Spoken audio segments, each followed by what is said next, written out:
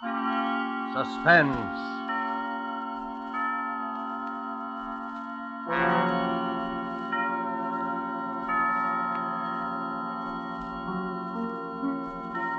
This is the Man in Black, here again to introduce Columbia's program, Suspense. With us in Hollywood tonight as star is Mr. OTTO KRUGER, whose career on the screen and on the stage has afforded him a precisely equal number of appearances as a character on the right and on the wrong side of the law. Whether the man Mr. KRUGER portrays tonight is devil or saint, we shall leave for you to judge when the play is over. It is called After Dinner Story.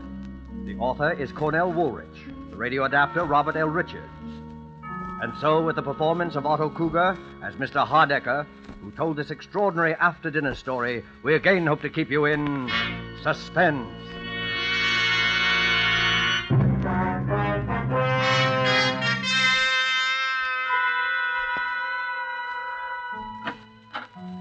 Mr. Hardecker's residence? I believe I'm expected for dinner, please. Your name, sir? Kenshaw is my name. Very good, sir. Mr. Hardecker? Mr. Kenshaw, sir. Ah, number one. Good evening, Mr. Kenshaw. Is this where Mr. Hardecker lives? My name is Lambert. Mr. Hardecker? Mr. Lambert. Number two. My name is Prendergast. I think Mr. Hardecker? Mr. Prendergast. Number three. Mackenzie's the name. Mr. Hardecker? Mr. Mackenzie. Number four.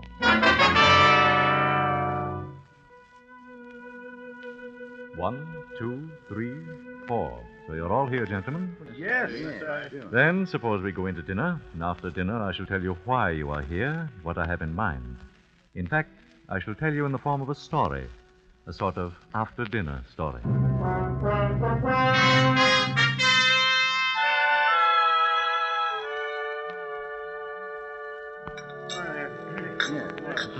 right. Yes, sir, that's a great cup of coffee. I enjoyed it.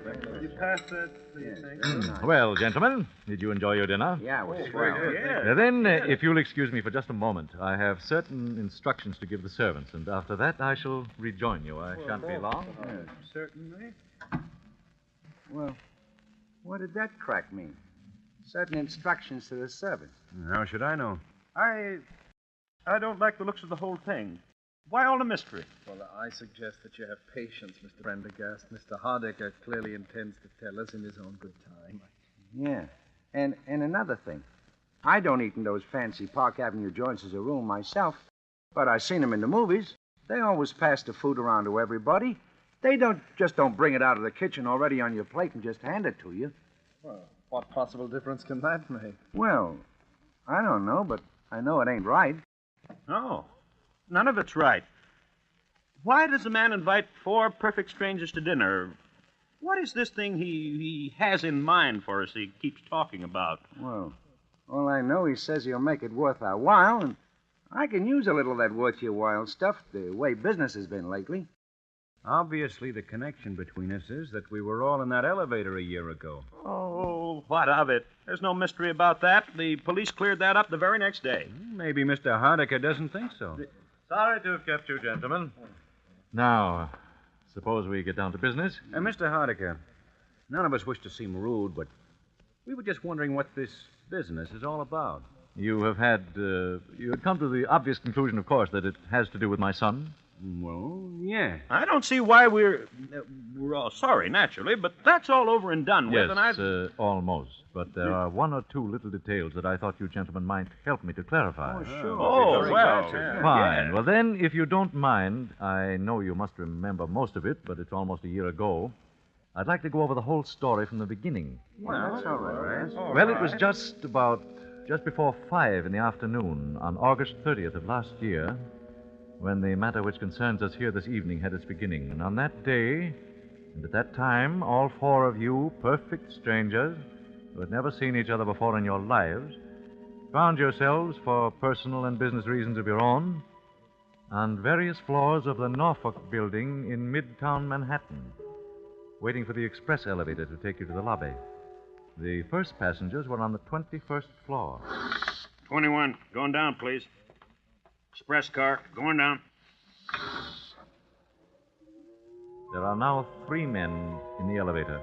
The operator, Mr. Kenshaw and Mr. Lambert, who had gotten on at the 21st floor. 18. Going down, please. Face the doors, please. Going down. Now there are 5 men in the car. Mr. Prendergast and Mr. Mackenzie had entered the elevator at the 18th floor. 15. Express car to the lobby. Going down, please. Say hello to Eleanor for me. You bet. Bye, Dad. Bye. 6 men in the elevator. The last to enter, I had accompanied to the elevator door myself. He was my son. These things drop pretty fast. Too fast for me.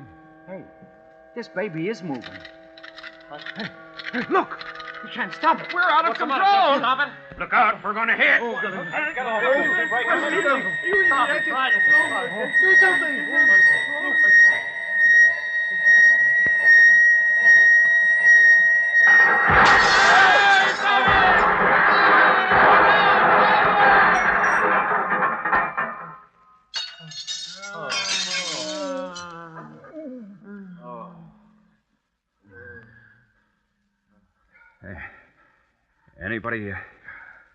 Anybody got a match? I think my leg's broken. Get me out of here. I got a wife and kids. Somebody get me out of here. Get me out Shut of up here. a minute, can't you? Dark. You're not the only one with a wife and kids. Has anybody got a match? We've got to get this door open. Yeah, I don't have it. We're liable to suffocate in here. These things are practically airtight. Where's the operator? Operator, he's over here. I can feel the braid on his coat against my hand. Oh. Hey, what about it, Bud? You've got a match so I can see what I'm doing here? Hey, operator. He's dead. Dead. Why doesn't somebody come? What's the matter with them? Why don't they come? Pipe down, will you? Pipe down. There. Yeah, I got it. Now we'll get a little air anyway. Oh, there's a light up there somewhere. Yeah. I can hear voices. There, you hear them? Help! Help! Say, there's no use yelling your head off. They know we're down here. Yeah. I wish my leg didn't hurt so bad. Oh, let's see. Try wrapping your shirt around it tight. May stop some of the pain. Thanks. Yeah, easy. Now what? Nothing. Just sit and wait. That's all. Why don't they hurry? What are they waiting for? Why don't they Take hurry? it easy. Take it easy.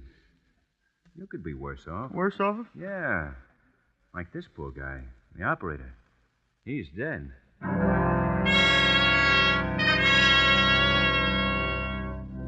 And so you waited. 6 men, 5 living, 1 dead. I know how it must have been for all of you, the minutes dragging by, there in the darkness, with nothing to do but wait. How's your leg? Better. How long do you suppose we've been down here? Well, it's hard to tell. Maybe they think we're all dead. Maybe they're just taking their time. Don't worry. They heard you hollering all But right. Gee, the poor guy. I wonder if he had any kids. The operator? Yeah.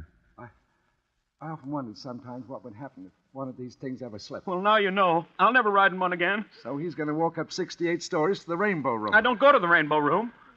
Oh, I'm certainly glad my father didn't get on this car with me. He was going to, but he changed his mind. Wish I'd changed my mind.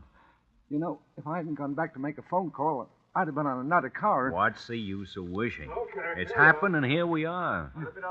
Listen, there they are up They're there. going to get us out. Yeah. Hello! Hello up there! Yeah, we're coming to you. Take it easy. Hurry, can't you? Hurry! Hurry! We'll hurry. Anybody heading? Yeah, one guy's dead. We'll be through to you in a minute. Okay, Ronnie, let her down now.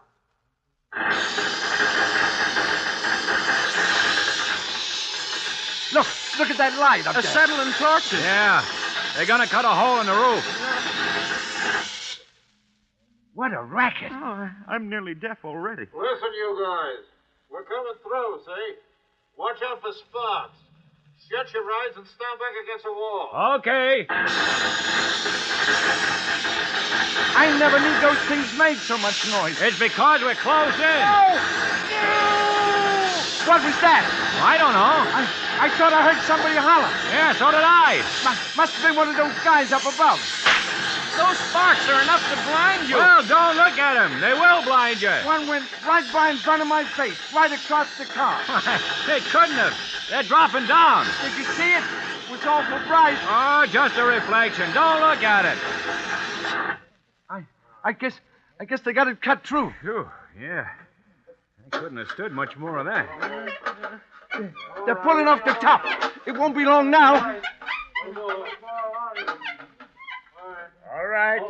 Stand clear down there. I'm going to jump down. Hey, cop. And no cop ever looked lovelier. All right. Pass them ropes down now. Okay, hold it. All right. Who's first now? Who's the worst hurt of you all? How about this fella? And that's the operator. He's dead. Hey, look. Those other two guys have both passed out. Yeah, shocking, yes. Officer, I've got to get out of here. I feel pretty bad. Hey, hold your horses. There's nothing wrong with you. But That man's got a broken leg there. Who's got a broken leg? I have, I think. All right. Can you sit in this rope sling here? I'll try. Now, hang on with both your hands. I'll be all right. Okay. Pull him up. Well, so long, fellas. Take care of that leg. Thanks. Yeah, thanks. My name's Lambert. And mine's Mackenzie. Maybe we'll run into each other sometime. Yeah. Well, so long. All right, let me have that rope now. Well, who's next now? Well, maybe you better take those two guys that passed out. They might be hurt. Why, sure. How about this young fella? Sure. He got a little blood on him, hasn't he? He has that. glass from the light fixtures, I guess. Well, I don't think it's serious. You don't, eh? No, he seemed to be all right. Well, whatever he seemed to be, he's not now. This man is dead. Dead? Oh, but he can't be. Look here, my lad, you don't seem to realize that you've come through a pretty serious accident. I know, but he can't be dead. We heard him talking just a few minutes ago. Isn't that right?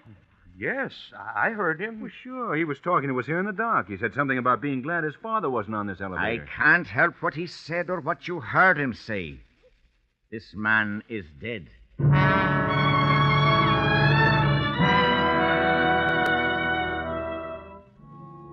My son, who had survived the original accident without apparent injury, was dead. You gentlemen were more fortunate. You lived. 5 days later, you four met again. It was at police headquarters. About 2:30 on a Friday afternoon. The last to arrive was Mr. Lambert. In here, Mr. Lambert. Thanks. Hello there. Hi, fella. Hey, how's the leg? Pretty good. Mr. Lambert, That's right. I'm Chief Inspector McMahon. How do? You'll just take a seat there. Yes, sir. Well, we all here now? Mr. Kenshaw, Mr. Prendergast, Mr. Yes? McKenzie, That's me. Mr. Lambert. Yes, sir. Well, now, as I told each of you over the phone, I won't keep you very long. I just wanted to ask a few routine questions about that business of the elevator the other day. Well, what's the matter? Something phony about it? Not for our money. It's an open and shut case. Suicide. Suicide? Yeah. You mean the operator wanted to bump himself off so he could... No, not the operator. He died of a fractured skull. It's young Hardiker we're interested in. His father's been raising a row, so we said we'd investigate, but... I still don't get it. Wesley Hardiker was killed by a .32 caliber bullet through the heart. You mean he killed himself right in that car with all of us? What else? He wasn't shot when he walked in, and he was dead when we brought him out. Unless one of you killed him. Whoa. No. Well, now... Any of you know him? No. Well, then there you are. Even the father had to admit that as far as he knew, his son had never seen any of you before in his life. But it don't make sense. What don't make sense? Well, I mean, a guy shooting himself in an elevator with four other people that nobody didn't even know it. Did any of you hear the shot? Well, not before they started the blowtorches. I could swear to that. Couldn't have heard one anyway. Yeah, you see. Hey, wait a minute. Did you hear something? No. But Mackenzie, remember I said when I was laying on the floor of the elevator that I thought I saw a spark from one of those blowtorches that went across the car instead of falling down? That's right. Anybody else see it? The blowtorches were absolutely blinding. You couldn't see a... How about you, Mr. Kenshaw? I'm afraid that I fainted or something silly like that. I'm not a very strong person. Well, it was probably the gunshot, all right. Nothing very mysterious about it. The gun belonged to young Hardiker, licensed in his name, and had only his own fingerprints on it. Well, maybe I shouldn't ask, but why did he do it? The official verdict is suicide while of unsound mind. He seemed all right. He talked to us perfectly sensibly just before it happened. Just goes to show. You never can tell, can you? Oh, he'd always been nervous and highly strung. We got that out of his father. The strain of being down in that black pit was just too much for him, that's all. Oh, what a terrible thing. To break down just as we were about to be rescued. Yep, it's too bad. Boys seem to have everything to live for, too. But we find that sort of thing all the time. The noise, I suppose. I've read of cases of nervous breakdown caused by noise. Yeah, that's it. Well, I guess I don't need to keep you gentlemen any longer. Well, I'm certainly glad there were no complications. Oh, don't worry. If one of you'd had anything to do with it, you'd be back in the cell right now.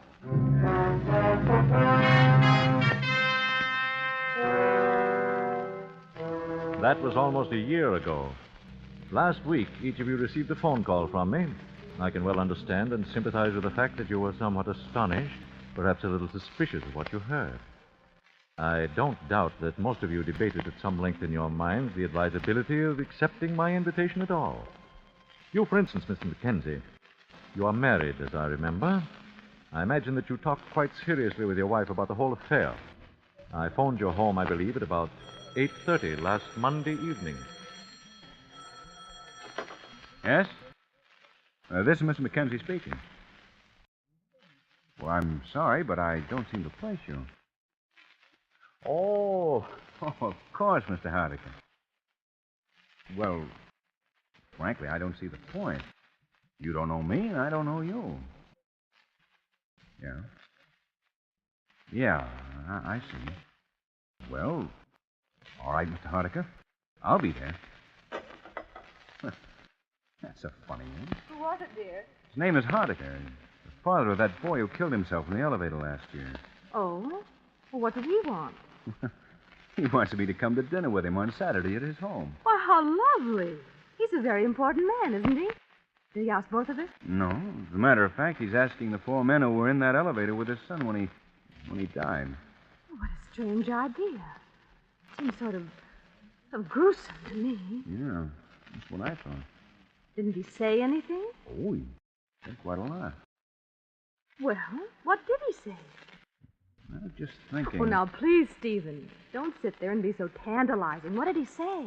Well, he said something about his son's estate. Seems his son had quite a lot of money in his own right. The old man said he didn't need it, and there weren't any other relations, and... Well, he sort of hinted that he thought it might be a good idea to split it up between the 4 men who were with his son in his last moments of life, as he put it. Why, Stephen, how wonderful. Why, aren't you excited? How much is it? Do you suppose it's a lot of money? I don't know. Why, it might be several $1,000s. It might be several $100,000. Oh, Stephen, what's the matter with you?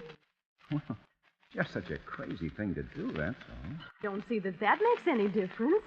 If a man wants to do a nice, kind, generous thing. Look, honey, if it was generosity, he'd give it to charity.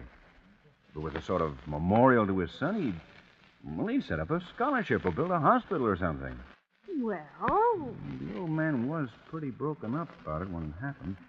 I remember reading something about his being in a sanitarium for a while afterwards.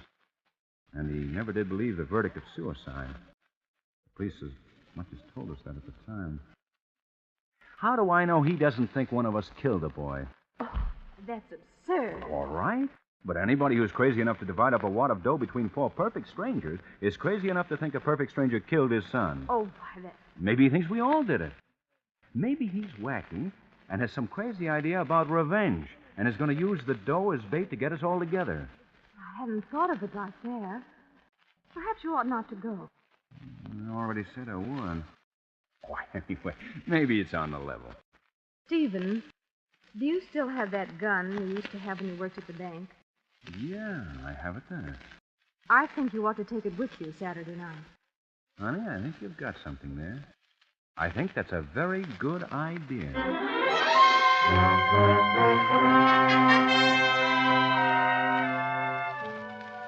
And so, gentlemen, I'm quite gratified that you all saw fit to accept my rather unique invitation, and that we are all here together this evening. By the way, Mr. Mackenzie, I'm afraid I must ask you to give me that gun that you brought along. So that's it. And, Mr. Mackenzie, you will notice that one of my servants who is standing in the door directly behind you has got you covered, is the phrase, I believe. Oh, okay. Thank you. How did you know? Why, the butler sort of patted all your pockets when he removed your coats, but aside from that, I've spent most of my waking hours during the past year looking into the backgrounds of all you gentlemen. So I was right about this setup after all. Now, look here, Mr. Hardecker. I came here tonight in perfectly good faith. I even canceled a very important business appointment. With Mr. Joseph Donahue of Celluloid Products. Yeah. All right, let's cut out the mystery. What's this all about? Yes, what's the idea? Now, wait a minute. One moment, gentlemen, one moment. But I didn't ask you up here under false pretenses. I fully intend to divide my son's estate precisely as I suggested over the phone.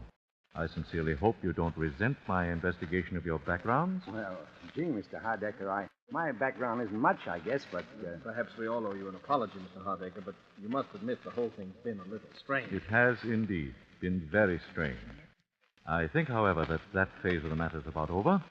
Now, before we get down to business, there is one detail that I'd like you to help clear me up. Sure, we'll be glad.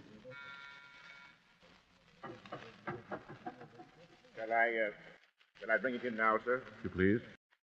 Is it well mixed? Yes, sir. In the center of the table. Thank you, Johnson.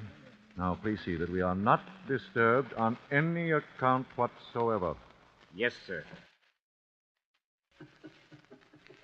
Say, that looks good. What is it? Oh, it's got quite a number of things in it. White of egg, mustard, milk. It sounds like an antidote for poison. It is an antidote for poison. A what? Gentlemen, there is a murderer in this room. One of you killed my son and hasn't paid for it yet. Oh, don't be a fool. The coroner's verdict was suicide. This The police... is not a discussion, Mr. Mackenzie. This is an execution. I'm getting out of here. There is a man with a gun outside each door. You'll find them very unreceptive to that idea, Mr. Prendergast. Sit down. He's got us. Well, The only thing we can do is try to talk a little sense into I'm it. not open to arguments, Mr. Mackenzie. One of you killed my son. I know who that man is. It's taken me a year to find out, but I now know. The food that man ate tonight was poison. Yeah, no, but In 10 minutes, he'll drop dead. You can't take the law into your own hands that way. Unfortunately, the law demands a very specific type of evidence.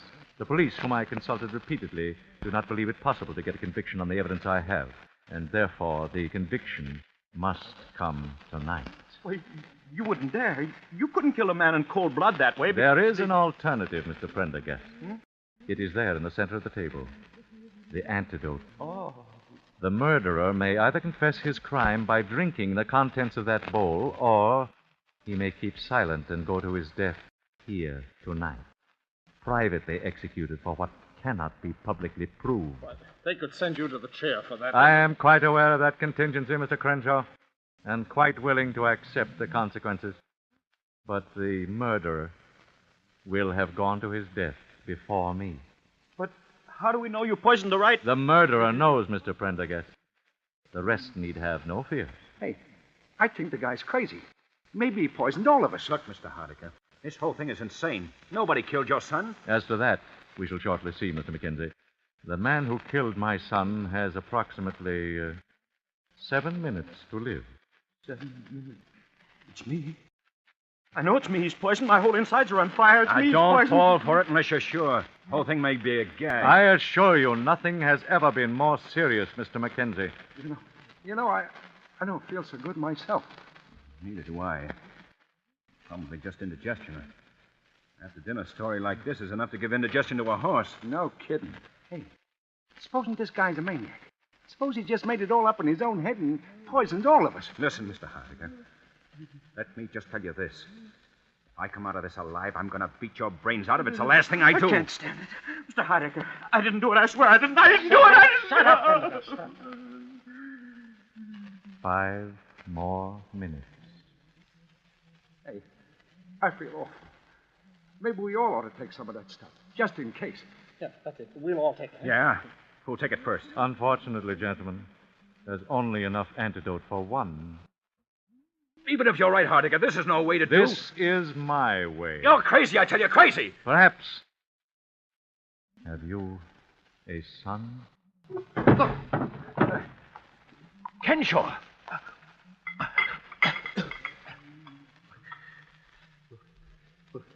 Will it save me? Well, gentlemen, now you know. All right. All right, what do I care? I killed him. And I do it again. I hated him all my life. In school, in college, he never even knew that I existed. He was too good for someone like me. And he had everything. Money, everything. Then he married the girl that I loved. She didn't know how I felt. I never told her. And then she died. Pneumonia, they said. She wouldn't have died if she hadn't married him. So I killed him. I saw him get into the elevator. And then it fell. It fell. It was as though God had delivered it into my hand. It came to me there in the dark. I choked him. I choked him, and then he got out his gun, and I put my hand over his, and I turned it against him and fired. But I'm glad. I'm glad. Look! Help him, somebody. Help him. Here. Hold up his head. Yeah. Never mind. He's dead. It didn't work in time. You killed him, Hardiker. No, I didn't. I tell you, he's dead. Yes, I know. But what he drank was not the antidote. It was the poison. Poison? You see, I didn't exactly know which of you killed my son. I only knew that one of you must have. And so Robert Kenshaw convicted himself in front of all of you and was his own executioner. But then, he was never poisoned at all until... Until he drank the contents of that bowl. Gee. I shall divide the estate, gentlemen, as I promised. Meanwhile, you may call the police if you like. Let the law and divine providence decide whether this man died by my hand or by the guilt that lay upon his own soul.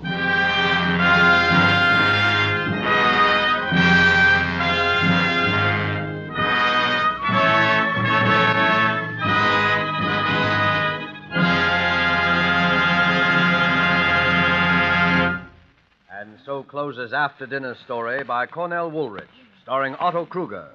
Tonight's tale of suspense.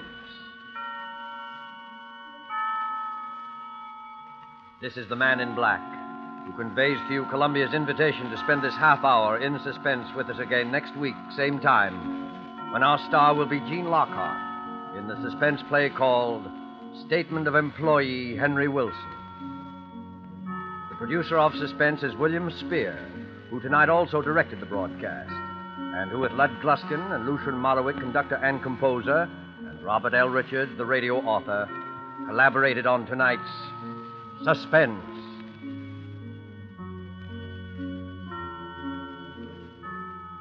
Make a note on your calendar that beginning December 2nd, Suspense will come to you on Thursday evenings at 8 p.m. Eastern Wartime, 7 p.m. Central Wartime, and 6 p.m. Mountain Wartime. Remember, Suspense will be heard on Thursday nights beginning December 2nd. This is the Columbia Broadcasting System.